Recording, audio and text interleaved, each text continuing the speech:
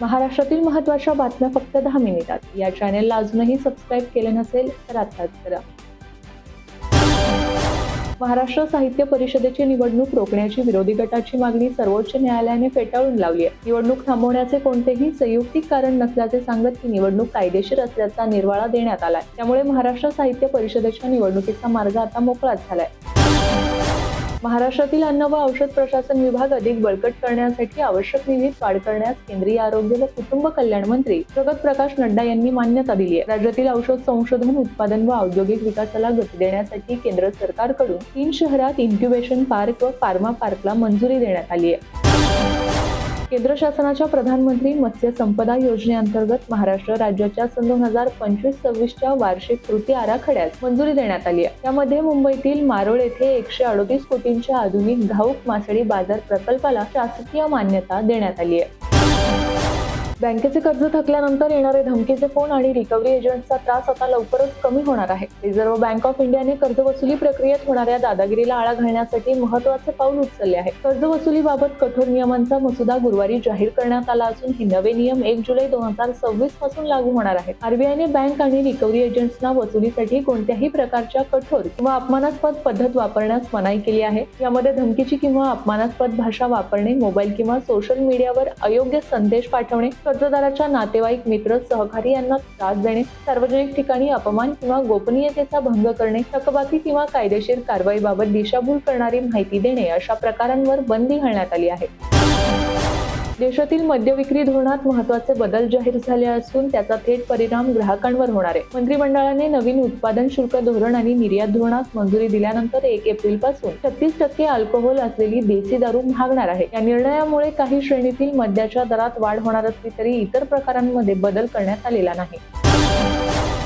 प्रसिद्ध बॉलिवूड अभिनेता राजपाल यादवला check bounce प्रकरणात अद्याप दिलासा मिळालेला नाही. दिल्ली उच्च न्यायालयाने त्याच्या जामीन अर्जावरील सुनावणी सोमवारी 16 फेब्रुवारीपर्यंत पुढे ढकलली आहे. 2010 मध्ये अता लापता चित्रपटासाठी घेतलेल्या 5 कोटींच्या कर्जाची परतफेड न झाल्याने व्याजासह ही रक्कम 9 कोटींवर पोहोचली आहे. या प्रकरणी 7 चेक बाउन्स झाल्यामुळे राजपाल सध्या तिहार जेलमध्ये शिक्षा भोगतोय. न्यायालयात राजपालच्या वकिलांनी कौटुंबिक लग्नाचे कारण देत जामिनाची मागणी केली, मात्र न्यायालयाने कायदा सर्वांसाठी समान आहे असे म्हणत तात्काळ दिलासा देण्यास नकार दिला. ग्लोबल ट्रान्सपरन्सीने जाहीर केलेल्या 2025च्या करप्शन परसेप्शन इंडेक्समध्ये भारताच्या स्थितीत सकारात्मक बदल दिसून आलाय. पंतप्रधान नरेंद्र मोदी यांनी भ्रष्टाचाराविरुद्ध पुकारलेल्या मोहिमेनंतर भारत 180 देशांच्या यादीत 91व्या स्थानावर आहे. 2023 मध्ये 93 आणि 2024 मध्ये 92व्या क्रमांकावर असलेला भारत आता हळूहळू पारदर्शकतेकडे सरकत असल्याचे अहवालातून स्पष्ट होते. यंदा भारताला 39 गुण मिळाले असून मागील 3 वर्षांपासून ही सुधारणा सातत्याने सुरू आहे. या यादीत डेन्मार्क सर्वात प्रामाणिक देश ठरला आहे, तर दक्षिण सुदान आणि सोमालिया सर्वाधिक भ्रष्ट देशांच्या यादीत अव्वल आहेत. राज्याच्या दिव्यांग कल्याण विभागाने गेल्या 13 वर्षात नियमबाह्य काम करणाऱ्या तब्बल 900 दिव्यांग कल्याण संस्थांची नोंदणी रद्द केली असून त्यातील 363 संस्थांवर गेल्या वर्षभरात अशी कारवाई करण्यात आली आहे. कारवाईचा बडगा पुढेही सुरू राहील असे दिव्यांग कल्याण विभागाचे सचिव तुकाराम मुंडे यांनी म्हटले आहे. पुणे विमानतळावर 5 कोटी 42 लाखांचा गांजा जप्त करण्यात आलाय. एअर इंडियाच्या विमानातून कोट्यवधी रुपये किंमत असलेला हा गांजा आणण्यात आला होता. या प्रकरणी 32 वर्षीय तरुणाला अटक करण्यात आली आहे. पुणेकरांसाठी आणि विशेषतः आयटी क्षेत्रात काम करणाऱ्या नोकरदारांसाठी एक अत्यंत आनंदाची बातमी आहे. हिंजवडी ते शिवाजीनगर या मार्गावर धावणाऱ्या पुणे मेट्रो लाईन 3ची पहिली ट्रायल रन यशस्वीपणे पार पडली आहे. गेल्या अनेक दिवसांपासून या मार्गाच्या कामाकडे सर्वांचे लक्ष लागले होते. आता या यशस्वी चाचणीमुळे पुणेकर लवकरच या हायटेक मेट्रोतून प्रवास करू शकणार आहेत. हिंजवडीच्या ट्रॅफिकमधून सुटका होऊन वेगवान प्रवासाचे स्वप्न आता प्रत्यक्षात येण्याच्या दिशेने एक मोठे पाऊल मानले जात आहे.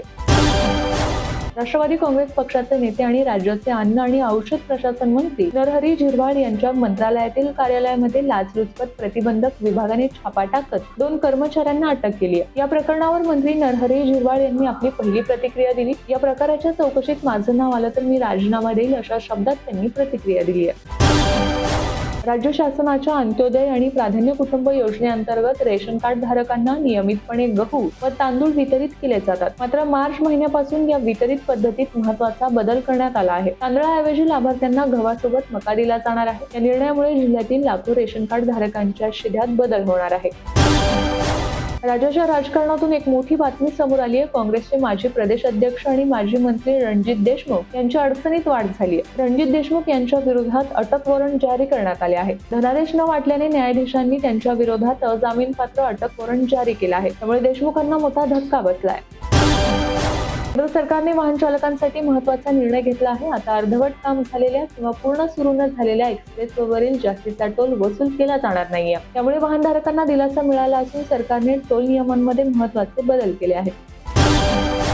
केंद्रीय कर्मचारी आणि पेन्शनधारक महागाई भत्त्याची वाट पाहत आहेत. आता कर्मचाऱ्यांना लवकरच खुशखबर मिळणार आहे. जानेवारी 2026 पासूनचा महागाई भत्ता वाढणार आहे. होळी आधी महागाई भत्ता वाढण्याची घोषणा होण्याची शक्यता वर्तवण्यात येत आहे.